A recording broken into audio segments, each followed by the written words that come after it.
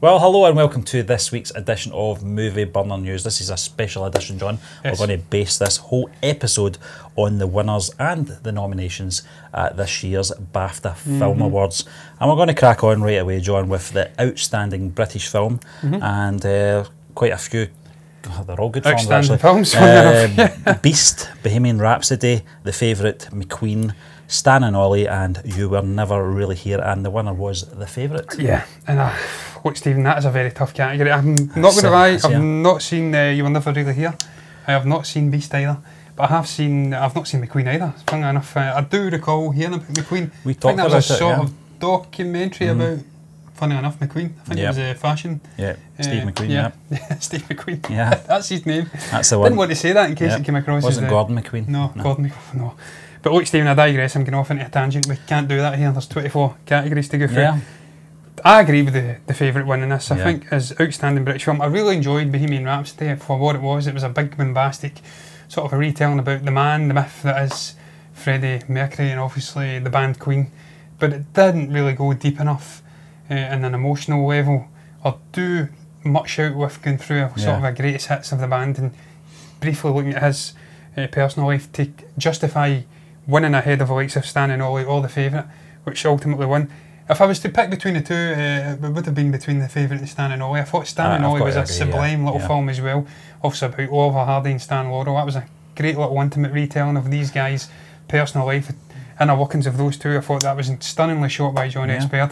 But The Favourite, thoroughly deserved to win. Jorgen Lanthimos, just for the performance of those female trios alone. Rachel Weisz, Emma Stone, Olivia Colman, just sublime acting from them. Even Nicholas Hoult was the leader of the opposition, played a slimy little manipulative figure in there as well. He was really, really good.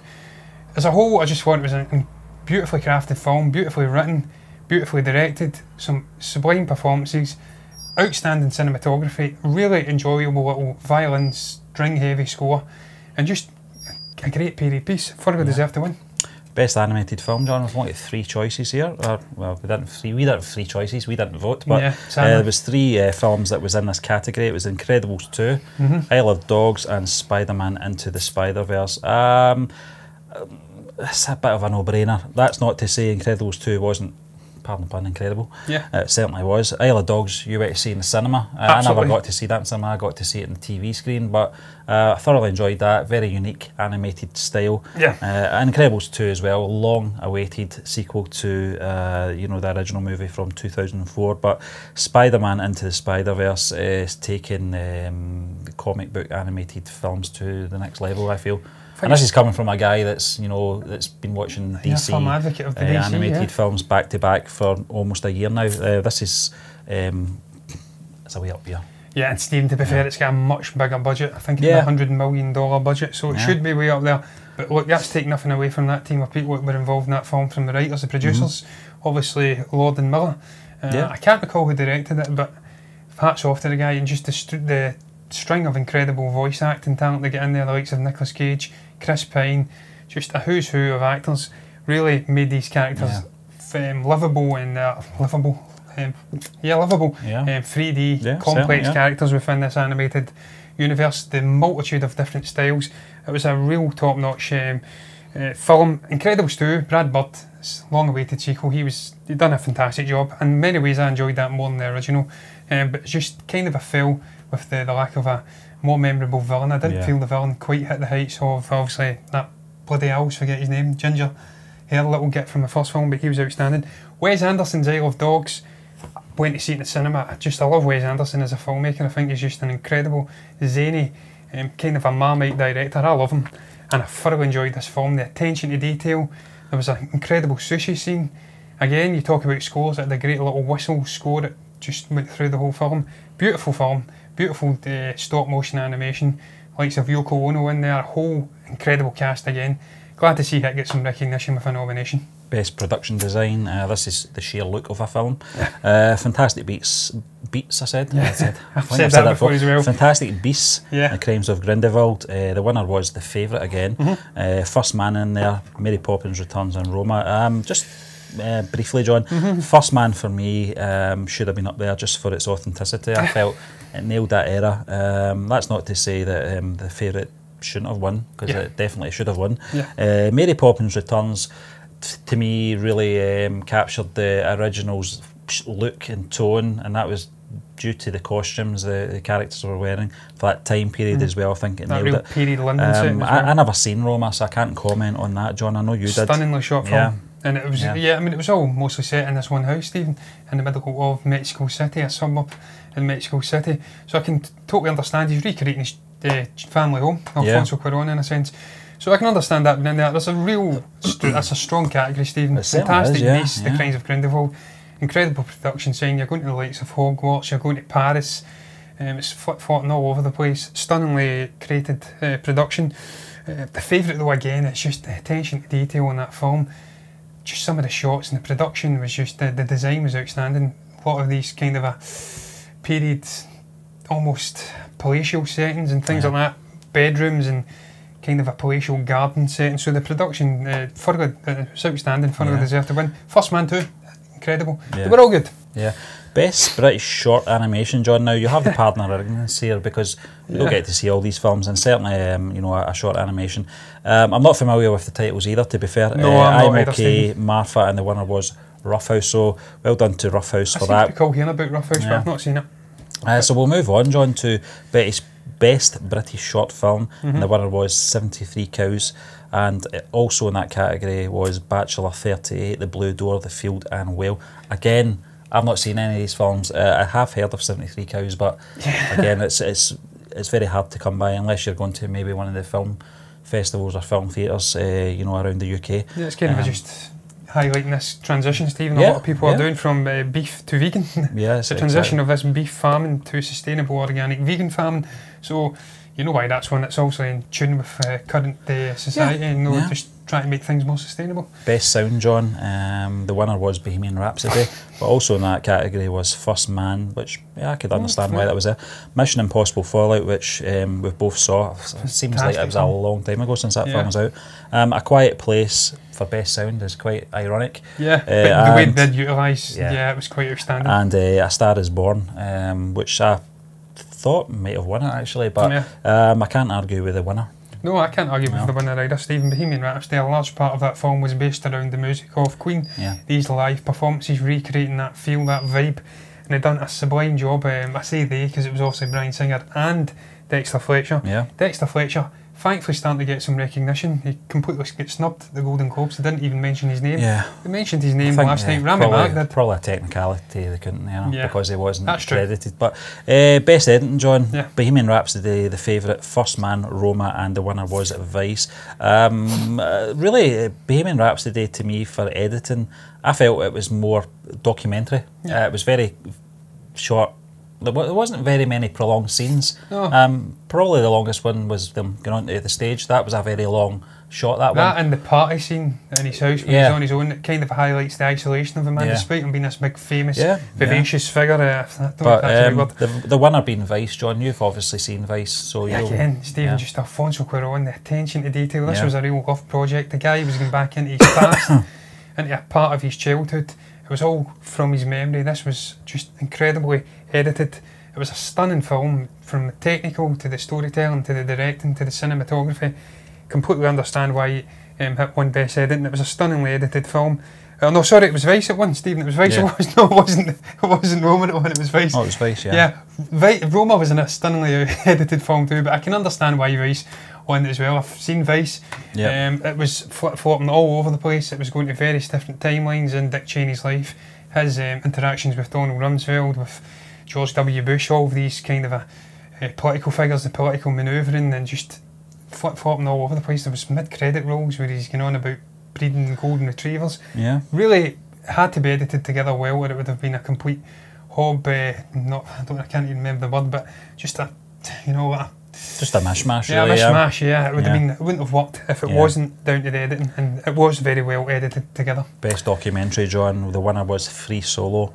Also in that category was McQueen, RBG, They Shall Not Grow Old, and Three Identical Strangers. Now, I've only seen one of these films, John, so I can't really comment on the winner itself, Free Solo. I do know about the film, but not seen it. I have seen They Shall Not Grow Old. I thought it was an amazing absolutely outstanding piece of documentary storytelling. But it was more of a technical aspect to that film, I think. As I said, I'm pretty sure Free Solo was the worthy winner, but I did enjoy They Shall Not Grow Old. For its narration, its audio narration, that is, the visuals speak for themselves, but I felt that cleaning up that audio in that documentary was the key to it as well, because it brought it to life, it brought those visuals to life. I know there was a lot of technical wizardry in there, and but as I said, I can't, it's a bit of an annoyance, you can't really talk about the winner if you've not seen the film, but I'm sure it was a worthy winner. Yeah, I recall talking about this on Box Office Chat, Stephen. I mistook it for an Indian film briefly, and a moment of madness, a fit of insanity, but it's apparently about a free climber, I think, a climber who climbs different highest peak in some part of the world, I think. Right, okay. And it's apparently it's an outstanding documentary. McQueen, I recall at the time discussing McQueen when it was in the box office, and it got really, really high ratings from critics and audience members, so not surprised to see that's been nominated. But for me, I'm biased. I thought They Shall Not Grow Old should have won, because I just thought the cleaning up process, the labour of love from Peter Jackson, it was a story in a time close to his heart. His grandfather was involved in the Great War, and just giving us this insight into the normality of these men within this big historic conflict. You'd think they'd be aware of the fact of the magnitude of what was going on round about them, but they really weren't. These are just normal, everyday guys from Yorkshire, from all the various parts of the United Kingdom and further afield, and just they were normal guys talking about normal day things, and getting that insight into these guys and humanising them. It was a really outstanding piece of work, production, editing, everything. So I thought that should have won, but it didn't. Yeah, best makeup and hair, John. Bohemian Rhapsody, The Favourite, Mary Queen of Scots, Stan and Ollie and Vice, and the winner was The Favourite. Yeah, no surprise. Yeah. Again, the period set, it was 18th century England, I believe, and just getting into that different world where it's the men are dressed up in makeup, they're wearing curly wigs, and it was just a different time, and they nailed it with the makeup. It really was outstanding. But look, you look at the rest. Mary Queen of Scots again, totally transformed Margot Robbie into a different person. She had this thinning orange hair. That was sublime makeup as well. Stan and Ollie, just transforming John C. Reilly and Steve Coogan into the two especially wonderful John C. Reilly. Yeah, Bohemian Rhapsody, the teeth alone deserved a nomination for that. And Vice, Dick Cheney, and transforming Steve Carell into Donald Rumsfeld, and transforming Sam Rockwell into George W. Bush. They were all outstanding, but I can't argue with the favourite. There's only one winner, John, but one winner. We'll move on to Best Supporting Actress, and the nominations were Amy Adams for Vice, Claire Foy for First Man, Emma Stone for The Favourite, Margot Robbie for Mary Queen of Scots, and the winner was Rachel Weisz with The Favourite. Does it not speak volumes, Stephen, about the performances in that film, that you have two actresses from the same film up for supporting actress, because they were outstanding? And Olivia Colman actually says that they could share the award, but we'll get into that later. Rachel Weisz, absolutely sublime as, I can't remember her name, it was Lady something, but she was really, really outstanding. She was slightly above Emma Stone for me in terms of supporting in that role. She played a very calculating and interesting character, that's what I'll say. Really good. Emma Stone, fantastic as well, as this kind of a historical figure who's lost her way, tries to regain her aristocracy by mingling in between Queen Anne and the lady, whatever her name was, figure played by Rachel Weisz. Margot Robbie, really, really good as the tortured figure of Queen Elizabeth and Mary Queen of Scots. And the other two, I thought Claire Foy's been overlooked, Stephen. I just thought she was sublime, if not better, than Ryan Gosling in The First Man, but she's been overlooked, and that's life. It does happen, John, but Rising Star Award voted for by the public. Who was in this one? It was Barry Keoghan, Cynthia Erivo, Jessie Buckley, Lakeith Stanfield, and the winner was Letitia Wright, John. Yeah, Barry Keoghan is just an absolutely brilliant young actor. Glad to see he's in there. Lakeith Stanfield, real favourite of mine. Get Out, same here, Sorry to Bother You, and a few other films. He's a really, really talented young guy. Glad to see he's getting some recognition, but Letitia Wright thoroughly deserves to win the award. She's just a fantastic young actress. It was great to see Andy Serkis coming on, dancing. He came on with it, he was dancing and celebrating the fact that this young lady got the nod.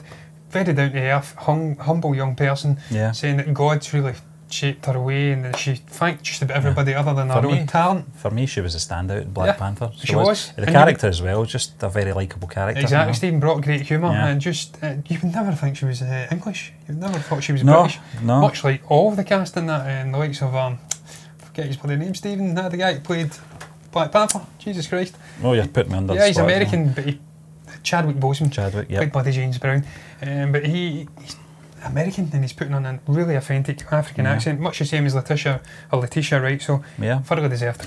Best adapted screenplay, the winner was Black KK Klansman, John, Spike Lee, David Rabinowitz, Charlie Watchtail, and Kevin I'm Wilmot. so glad you're reading these names. The other ones in that category were Can You Ever Forgive Me, Nicole Holofencer, Jeff Whitty, and First Man Josh Singer, If Beale Street Could Talk, Barry Jenkins, and A Star Is Born with Bradley Cooper, Will Fetters and Eric Roth. Yeah, you go through that list again. What a category, Stephen. Don't let me go through the list again. No, I'll not go through it, no, but Black KK Klansman, I've really enjoyed that Spike Lee film. I thought it was really credible. It was a really interesting screenplay. Also looking at this, I forget his name, Stephen, having an absolute mare, but Ron Stallworth, I think his name was. Pretty sure it was the black character in it played, I can't remember the guy's name again, I'm having a mare. But it was a really interesting screenplay. Also looking at this guy infiltrating the clan, as they call it, the KKK. Took my baby away. Yeah. Infiltrating that, really. But look, you look through the list. Yeah. Brilliant screenplays through there. Can You Ever Forgive Me? Really enjoyed it. First Man, really enjoyed it. I've not seen If Beale Street Could Talk yet. I don't think it's out over here quite yet. It's coming out shortly. It may be out by the time this airs, but incredible category. Yeah, best original music, John, Black KK Klansman again, If Beale Street Could Talk, Isle of Dogs, Mary Poppins Returns, and the winner, probably a no-brainer, A Star Is Born. It had to win one, and it was a fantastic film, John. For best original music, Lady Gaga's sort of the feature song in it, Shallow. That I don't know if Bradley Cooper actually had any credit in the writing. I know that he wrote a couple. I've seen her talking about. What's his name, the producer? Mark Ronson. Mark Ronson, But just excuse me. But it was a great film. I thought it was. I mean, it is a remake of a remake, but I thought they made it its own. I thought it was a very original performance as well. I thought Lady Gaga took me by surprise for her acting range. Bradley Cooper took me by surprise for his singing range.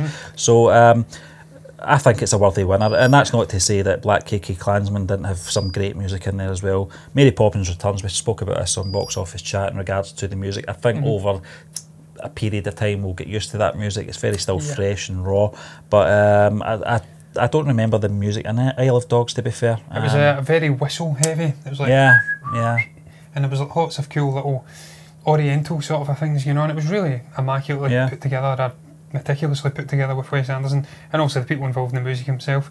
But look, I can't have any arguments with A Star Is Born winning. It was just the clear favourite in that category. Best original screenplay, John, Cold War. The winner was The Favourite, with Green Book in there, Roma and Vice. Yeah, look, another one for The Favourite. Yeah, another one for The Favourite. It really did do very well, that, and Roma were the big winners of the night. I can't argue with The Favourite winning again. It was a fantastic screenplay from Deborah Davis and Tony McNamara. It was just, I've spoke about it endlessly in this show alone, Steve. It was just a really well crafted film as a whole. It was a whole amalgamation of different components that came together to make it a really enjoyable and wacky and dark humour riddled film. Green Book was a sublime film as well, though, one of my favourites of this year already. And Roma and Vice and another strong category. But I can't have really any complaints with The Favourite win. I'm surprised Roma never won, though. I really am. Mahershala Ali is the winner in the next category, John, for Green Book. Best Supporting Actor, this is. And it's some list this. Adam Driver for Black KK Klansman, Richard E. Grant for Can You Ever Forgive Me, Sam Rockwell for Vice, and Timothy Chalamet for Beautiful Boy, which I'm desperate to see. It's only came out here the turn of the year. It had been out in the US for a few months before that. Is it out, Steve? I think it is. I think it was January it came out, John. I'm pretty sure. I might be wrong. Maybe it's not out yet. I don't think it's out yet. It's been out for quite a while now in the US. It's but just getting back to the winner, love this guy, absolutely love him. He's such a charismatic guy. We watched him in TV series. Luke Cage. Luke Cage, absolutely fizzing. What happened to that character? Yeah, I've not watched it, Stephen. He got killed and I walked away and I've not been back. I can't blame you. I can't blame you, but listen, you see the likes of Adam Driver, Richard D. Grant, Sam Rockwell in there as well. It's a very strong category this year, but I think he was a worthy winner in that film, John, as an actor as well. But we'll move on to Best Cinematography, and the list is Bohemian Rhapsody, Cold War, The Favourite, First Man, and film you've seen, Roma. Well, Roma, yeah, and again, which won it? Absolutely deserves it. It is by far the best filmed and put together, filmed, shot and put together film. What Alfonso Cuarón did here, Stephen, as a director of photography, he done it himself, he directed it, and he done a whole host of other things. I'm pretty sure he produced and done just about everything. It was a story close to his heart, and it's sublimely shot. Just the use of the palette, it's black and white, but yet there's how can I put it? There's different shades of grey, but it's just, I've seen someone describe it as a whole rainbow of greys and blacks and whites, and that is the best and most fitting way to describe it. It's just stunningly shot, stunningly crafted. It's just the use of looking through windows during riots, showing you bigger, momentous occasions happening through this personal, more introspective family life. It was just incredibly crafted film. I can't put it into words, really, how good it was. Best special visual effects, John. Avengers Infinity War, the winner being Black Panther, Fantastic Beasts, The Crimes of Grindelwald, First Man, and Ready Player One. That's a very strong list as well. Ready Player One, stunning visuals. First Man for its authenticity, for its period. Fantastic Beasts, it's really just carrying on the tone of the Harry Potter franchise, and the first Fantastic Beasts film as well. It's probably a tie for me between Black Panther and Avengers Infinity War. I felt most of the parts I remember from Avengers Infinity War took place in Wakanda anyway. That was the bits that I remember mostly. But I think Black Panther, for its visuals as well, fantastic, absolutely stunning. Yeah, I completely agree, Stephen. I have no complaints with Black Panther winning that one. It would have been between that and obviously Infinity War, as you did say. Fantastic Beasts was well shot, and so were the other ones. Ready Player One's really been forgotten because it was released so long ago, but no complaints with Black Panther. Best film not in English language, John. This is going to be tricky. Capernaum, Cold War, Dogman, the winner being Roma, and Shoplifters. I've not seen any of them. I think I could assume that you've only seen Roma. I've only seen Roma, which we've covered, John. And it thoroughly deserves to win. I'm sure it did. Best costume design, The Ballad of Buster Scruggs, fantastic movie. Bohemian Rhapsody, the winner being The Favourite. Yes, again. Mary Poppins Returns and Mary Queen of Scots. Now this is more heavily focused on the fashion, what the actors were wearing. I would probably have to agree with that. I think The Favourite is a worthy winner of that. That's not to say the other ones didn't really capture the sort of period of these films when they were filmed, John. But we'll move on to Best Director, and it's the list is Black Khaki Klansman, Spike Lee, Cold War, Paweł Pawlikowski, I think that's how you say it. Paweł Pawlikowski. Yes, that's the very one. Pawlikowski. The Favourite, Yorgos Lanthimos. The winner being Roma with Alfonso Cuarón, and A Star Is Born, Bradley Cooper. Really strong category. It really is, but Alfonso deserves a nod. He really does. Yeah, definitely. The outstanding choice again. And Best Actor, John, is Bradley Cooper, A Star Is Born, Christian Bale for Vice, the winner being Rami Malek for Bohemian Rhapsody, Steve Coogan, who I'm glad to see get a nomination for Stan and Ollie, and Viggo Mortensen, another outstanding actor for Green Book. I think that's a worthy winner, Rami Malek. I think all the crap he's had to put up with over the last few weeks in regards to who directed the film, that's not his issue. His performance, I would say. And the controversy over just the antics of Bryan Singer, that has got nothing to do with this guy's performance and the artistic merits of the film itself. And I'm glad to see he's won, because it really was outstanding as Freddie Mercury. But you could have had no complaints with any of these other guys winning. Viggo Mortensen transformed into an Italian-American, sublime performance.